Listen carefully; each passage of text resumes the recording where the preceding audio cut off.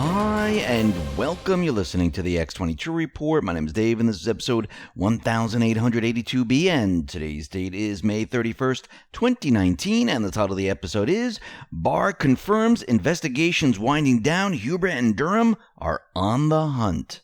Now, before we get started, I wanted to talk about privacy. Facebook expects to face a massive fine of up to $5 billion from the Federal Trade Commission as a result of an investigation into its privacy policies. Once again, big data fails to protect its consumers' privacy. Why should we keep trusting them? Well, we shouldn't. And one way to fight back is by using a virtual private network. Virtual Shield is my VPN of choice because it's the easiest and fastest VPN to use. Plus, they will never sell or share your data with anyone else. This month, Virtual Shield is offering a Memorial Day special of 30% off all VPN plans. Their no-log policy protects its users from any data breaches. Protect your personal data today by clicking the link below. Let's get into the economic collapse, political and geopolitical news. Now, we're going to see the deep state panic like we've never seen them panic before in the next couple of weeks. Why? Because Barr just signaled that many of the investigations, they're winding down. We've also come to learn that there are certain investigations that Mueller handed off to other investigators because his entire scope of investigating Russian collusion, he couldn't look into the other crimes. So he had to hand those off to other investigators. We'll be getting into that in just a minute. But first, let's start off with CNN here. We know CNN, they are in trouble. We know that they laid off their London office. We also see now that CNN's new 90-day wait period for paychecks has freelance producers outraged. And it seems like they're having a lot of trouble and they're trying to cut costs and they're trying to survive. Again, once the people wake up and once the people start to realize that they've been fed lies and they start to learn the truth, guess what? They start to do their own research and they say, you know something? I'm not going to listen to this anymore. And that is exactly what is happening. Now, very interestingly, in the Jussie Smollett case, new documents on the Jussie Smollett case was released. And what do they show? They show prosecutors told Chicago police detectives that a possible deal with the Empire actor was in the works a month before charges against him were dropped. So the 460 pages of new documents show detectives investigating Smollett's claim he was the victim of a hate crime were told by Cook County prosecutors a deal with Smollett could include a $10,000 fine and community service. And we can see that this was all planned out way ahead of time. And again, why was this deal being made? There were charges there. There was a crime that was committed. But again, they wanted to sweep it under the rug because guess why? Because he was found out. The hoax was exposed and they needed to get rid of it. Now, Representative Elijah Cummings, we know that there are certain groups looking into what him and his wife has been doing with their nonprofit groups, and it looks like they're refusing to hand over their financial disclosures about their nonprofit companies. Now, of course, this is illegal. They're supposed to hand these over, and there has been at least 3 different groups that have requested the forms, and to each, Rocky Moore Cummings has refused, even when told that the law requires it. Now, here we have a law requiring you to hand something over, and they're refusing. Trump, there is no law saying that he has to hand over the tax returns, and everyone goes crazy. And you can see how this is going to be used against these people, because there are laws in place that they have to turn over these type of records. Now, Doug Collins is out there, and he is going after leakers. He tweeted out the following: leaking classified and sealed material is dangerous, illegal action. The Department of Justice declination to prosecute leaks is concerning and only emboldens leakers to continue their reckless actions. He wrote a letter to General Barr, and it says the following. I'm going to read a couple parts of it. I am writing regarding yesterday's investigative summary issued by the Department of Office of the Inspector General titled Findings of Misconduct by an FBI Deputy Assistant Director for Unauthorized Contacts with the Media. Last April, it was reported the Inspector General referred former FBI Director Andrew McCabe to the U.S. Attorney for the District of Columbia due to McCabe's lack of candor. As the OIG reported, McCabe disclosed confidential investigative details to a media outlet to advance his personal interest at the expense of department leadership. McCabe subsequently lied under oath to the FBI's Inspection Division and the DOJ OIG. Separately, last June, the Inspector General testified before the Senate Judiciary Committee in his office was investigating former FBI Director James Comey leaking of memos he wrote regarding his conversations with the president.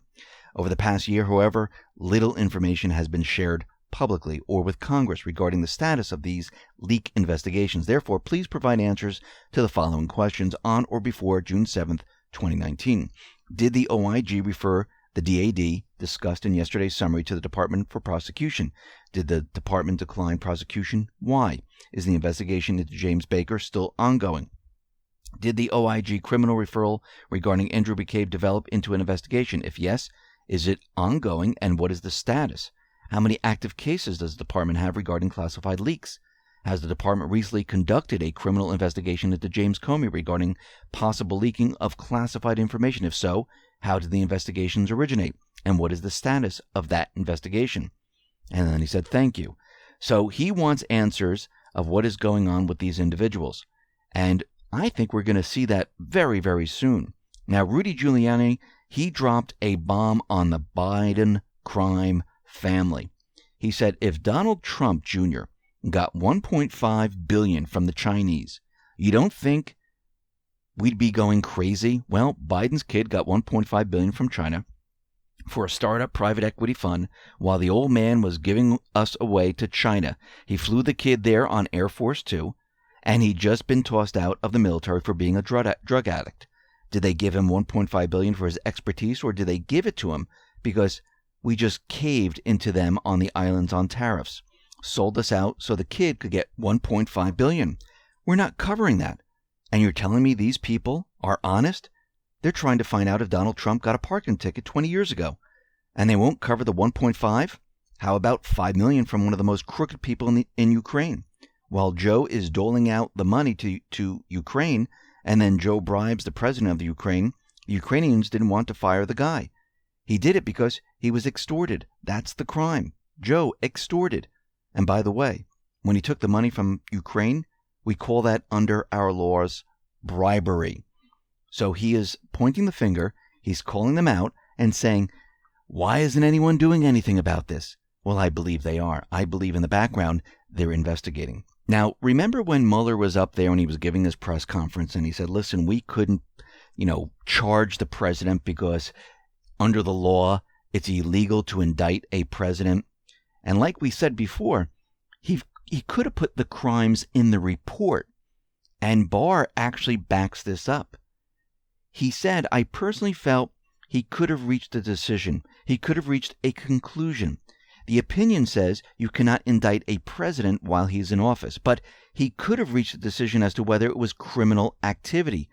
But he had his reasons for not doing it, which he explained, and I'm not going to, argue about those reasons.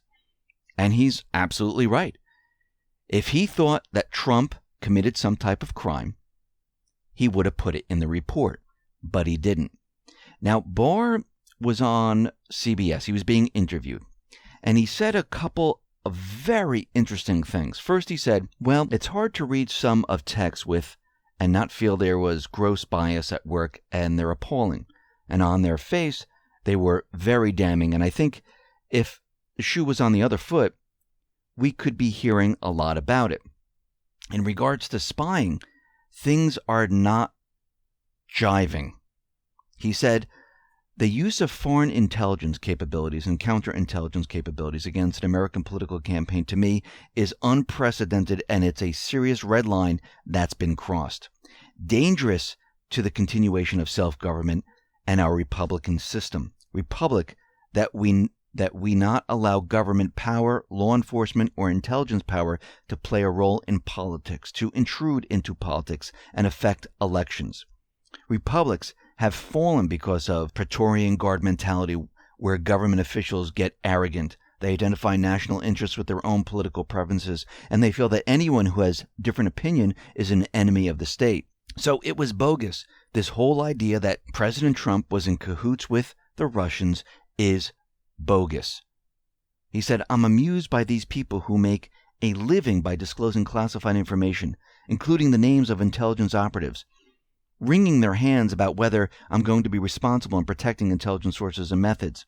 The idea of resisting a democratically elected president and throwing everything at him and really changing norms on grounds that we have to stop this president, that is where the shredding of our norms and our institutions is occurring." Now, during this interview, Jan Crawford asked a question. What's the status of Huber's investigation in Utah? I think the former Attorney General Sessions had asked him to look at this. Barr answered, right. So Huber had originally been asked to take a look at the FISA applications and the electronic surveillance, but then he stood back and put that on hold while the Office of Inspector General was conducting its review, which would have been normal for the department. And he was essentially on standby in case Mr. Horowitz referred a matter to him to be handled criminally. So he has not been active on this front in recent months, and so Durham is taking over that role. The other issue he's been working on relate to Hillary Clinton. Those are winding down, and hopefully will be in a position to bring those to fruition. Think about what he just said. So Huber was assisting with the FISA investigation, but he stepped back for the IG.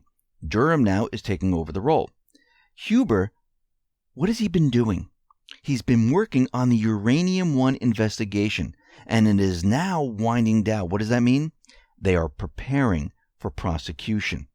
Now, something very interesting Julian's Rum figured out, and this has to do with Durham and how Barr brought him into the picture, because Q told us about this a while ago. So this is out of Julian Rum's Twitter account. Remember this big QAnon drop from October 9, 2018? It's the first time Q made a reference to a stealth bomber. How do you navigate around installed corrupt FBI Department of Justice? Use a stealth bomber. A book called Stealth was published on October 9, 1989. Same date. The author? Guy Durham. Gee, who else do we know with the surname Durham? Well, John Durham certainly comes to mind. Number 3, some excerpts from the book description. Durham makes his debut as a novelist with a provocative techno-thriller whose title has a double meaning. Double meanings exist, do they not? On one level, it refers to third-generation stealth technology able to produce a totally invisible aircraft. On the other, suggests the elaborate U.S. deception dating back to the Kennedy administration. Sound familiar? Coerced out of retirement, he finds himself on a fast-paced mission where psychotropic drugs are as vital as high-tech gadgetry, where nothing is as it seems, where his survival demands making a transition from pawn to player. Don't be a pawn in their sick game. Q. Remember that? And his convincing rationale for the disinformation plan upon which the novel's plot is structured leaves a pungent intellectual aftertaste. Q said, why must disinformation be provided? Q. Remember? Q has been telling us about this. The other part, to help your stealth bomber stay off the radar so he can safely deliver the payload. And this is what has been happening. Durham has been off the radar. The other investigators have been off the radar. Huber, remember, Sessions had to present Huber because it was leaked out there, so they had to give the name. And I believe this is why there are other investigators working in stealth mode, and they're winding down their investigations, and I believe this is Barr's message. Now, we also see that Mueller, he found criminality while he was investigating, but it was completely out of his scope, so he had to forward these to other investigators. And Clandestine, which is at Rod Sneaky, brought this to our attention. It says, attention everyone. A massive little snippet Mueller snuck into the statement that I somehow overlooked. This confirms my overall thesis on Mueller's involvement in other ongoing investigations and the fact that Mueller looked into the other side. And this is what Clandestine said. This is clouded legal speak that is hard for regular folk to catch up on. Let's break it down. Our underlying work product is being decided in a process that does not involve our office. Mueller's product from his work is being decided on in an office separate from the special counsel. Mueller's product is being reviewed elsewhere, and the decision on what to do with the findings are being decided on by other entities. Mueller is referring to all these unspecified criminal investigations as seen in the Flynn sentencing memo. A lot of it's redacted. The Dems mainstream media assume that the unspecified criminal investigations had something to do with Trump and Russia, but we know that this had to do with other individuals. And this is why Trump is out there continually saying that the crimes were committed on the other side. So let's step back for a second. Remember, Mueller went to speak to Trump. Now, this wasn't about an FBI director job. He couldn't have it. He already served as FBI director. Trump at that time said, listen, you have two choices. Either you go with our plan or you're done for. I believe Mueller went ahead and did what he had to do to protect himself. He also needed to keep all of the other players off his back, especially the Clintons. And I believe this is why he left that information in his report about the Clinton, because the whole entire scope of his mission was to protect the Clintons and get Trump. But since he spoke to Trump, his mission changed.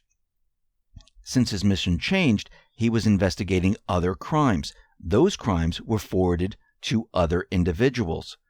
And it's starting to seem like that there were other investigations going on behind the scenes.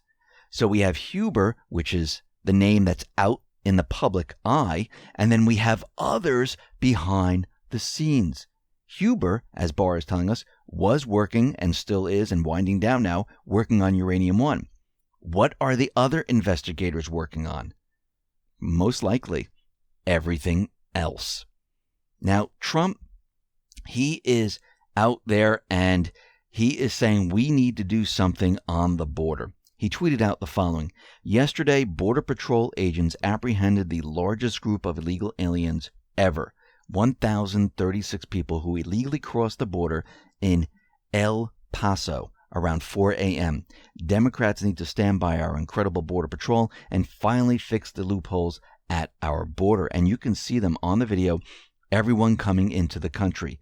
It looks like they cut a hole in the fence and they're coming right through. And of course, this was done at night, and this is a camera that can see in the night, and you can see these individuals coming into the country. So Trump made the announcement that he was going to do something to try to stop all of this. Well, it looks like he's implementing tariffs on Mexico. He tweeted out the following. Mexico has taken advantage of the United States for decades because of the Dems. Our immigration laws are bad. Mexico makes a fortune from the U.S., have for decades. They can easily fix this problem. Time for them to finally do what must be done. Trump is now using tariffs as leverage to get Mexico to stop the illegals, the drugs, the human trafficking from entering the U.S. He tweeted out the following.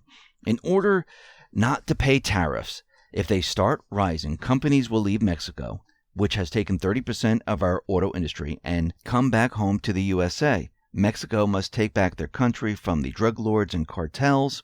The tariff is about stopping drugs as well as illegals. On June 10th, the United States will impose a 5% tariff on all goods coming into our country from Mexico until such time as illegal migrants coming through Mexico and into our country stop. The tariff will gradually increase until the illegal immigration problem is remedied, at which time the tariffs will be removed. Details from the White House to follow. Now remember, the president of Mexico, López Obrador, or AMLO, he had a certain specific mission. And we need to flash back to June 2018. This is coming out of the conservative treehouse. AMLO has an economic plan where hundreds of thousands of his fellow Mexicans flood the southern U.S. border region, overwhelm the system, and essentially create an initial border economy. Then, with the door and pathway created, begin a process of exfiltration of U.S. economic wealth directly into Mexico. Through overwhelming the southern border regions, the nation of Mexico will be able to influence local U.S. laws and overwhelm the local U.S. political structures. The Amerimex zone penetrates into the U.S. and provides a borderless opening for migration, trade, commerce, and the education of Mexican citizens through the utilization of U.S. social and economic systems. Within the plan, AMLO envisions the U.S. training, educating, employing, and eventually paying for a growing standard of living for Mexico. It is a fast way for Mexico to gain wealth, as opposed to the long process of building out an entire societal system of education, investment, infrastructure, and commerce. Well, Trump knew this, and this is why he continually went out there and said, listen, you need to stop this or else. You need to stop this or else. Well, it looks like Trump, he's had enough. And this is why he implemented tariffs, because he knows what they're trying to do here. He tweeted out the following: 90% of the drugs coming into the United States come through Mexico and our southern border. 80,000 people died last year. 1 million people ruined. This has gone on for many years and nothing has been done about it. We have a $100 billion trade deficit with Mexico. It's time. Now, after Trump placed tariffs on Mexico, it seems the Mexican president has asked Trump to have U.S. officials meet with the Mexican foreign minister in Washington today to seek a solution that benefits both nations. So it looks like Trump called out the Mexican president and said, we are stopping this right now. And now it seems they're reacting to it. Now, Trump gave them many, many chances. He continually told them, listen, you need to do something about this. And they did absolutely nothing.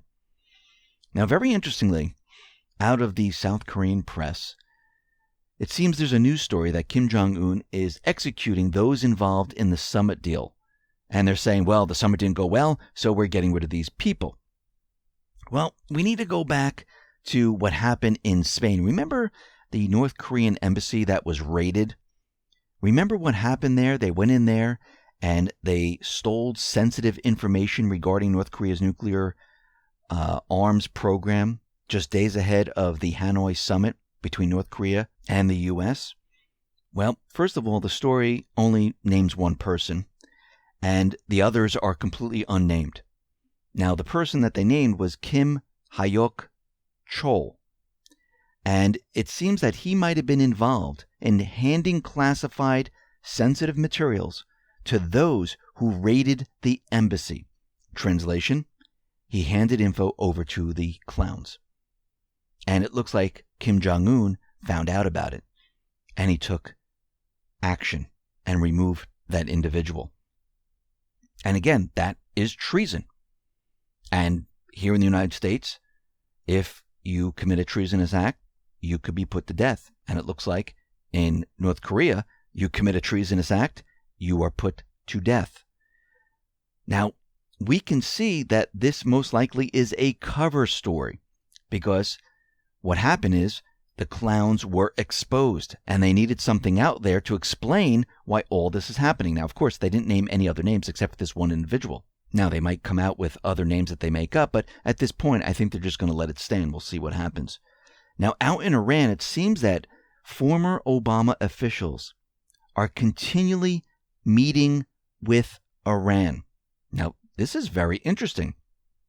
I mean, they're really concerned about this nuclear deal, or are they concerned about something else? Now, they're going between Iran and certain individuals in Congress, trying to keep the information open. This is not their job. This is a violation of the Logan Act. They're not doing it for the best interest of the people of the United States. They're doing it because they don't want to be exposed. And we can see that there are many individuals involved in this. And again, why are they there? They're protecting themselves. And they're worried about being exposed. That's why they're there. They're not there to keep a nuclear deal in place. They're there because they're panicking. And Iran, at this point, they're deciding, do we stay with them or do we make the call to Trump? I think Trump, behind the scenes, has been dealing with the Iranian government. And they can see at this point who's in control. The patriots are in control. These other individuals are no longer in control. And I do believe coming very, very soon, we're going to see Trump make an announcement. Now, we see everything starting to ramp up. The investigations are winding down. Barr has told us this. We know there's other investigators working behind the scenes. And we know the D-class is coming out very soon. I think a lot of this is being prepared, so we are hit one after another. D-class and much other information coming out. And I think Trump and the Patriots are doing this on purpose because they want it to be like an avalanche. Where did we hear that before? D5. They want it to be like a small avalanche that starts on the top of a mountain, and it gets bigger and bigger and bigger as more and more information comes out. And I believe this is why we see all of this happening right now. Remember what Q said in Post 2442. This was back in November 6, 2018. History is being made. You are the saviors of mankind. Nothing will stop what is coming. Nothing. Listen, everyone, thanks a lot for listening. Be well, be safe, and especially be prepared. Thanks a lot.